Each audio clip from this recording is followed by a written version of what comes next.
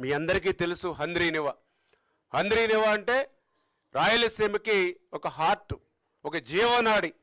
అటువంటి హంద్రీనివాకు సంబంధించి మీ అందరికీ తెలుసు 3850 క్యూసెక్కుల నీటి సామర్థ్యానికి పంపులు రెడీగా ఉన్నాయి 2019కే.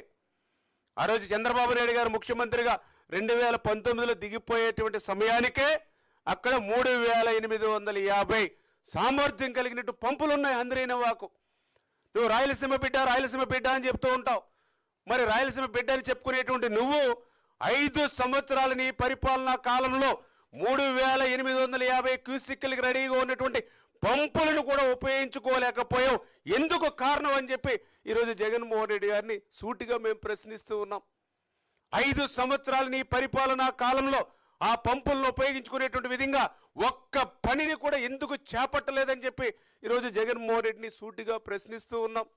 5 సంవత్సరాల నీ పరిపాలనా కాలంలో హంద్రీనివాకు సంబంధించి ఒక తట్ట మట్టి కానీ, ఒక అరబస్తా సిమెంట్ కానీ, ఒక్క రూపాయి కూడా ఎందుకు ఖర్చు పెట్టలేదని ప్రశ్నిస్తూ ఉన్నాం.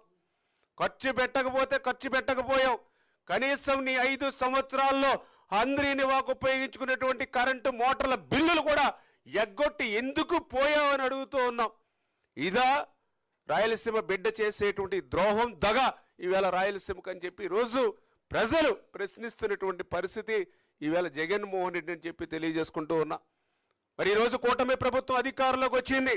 నువ్వు 5 సంవత్సరాల్లో హంద్రీనివాకు చేయలేనటువంటి పనిని, మళ్ళీ ఇంకొకసారి చెప్తున్నా, 5 సంవత్సరాల్లో మీరు హంద్రీనివాకు చేయలేనటువంటి పనిని ఒక్క సంవత్సరంలోనే 3880 కోట్ల రూపాయలు హంద్రీనివాకు ఈరోజు చంద్రబాబు నాయుడు గారు ఖర్చు పెట్టి 738 కిలోమీటరు ఎక్కడో కుప్పం బ్రాంచ్ కెనాల్ లాస్ట్ పాయింట్కి ఆఖరి మైలుకి కృష్ణమ్మ నీళ్లు తీసుకెళ్ళాం.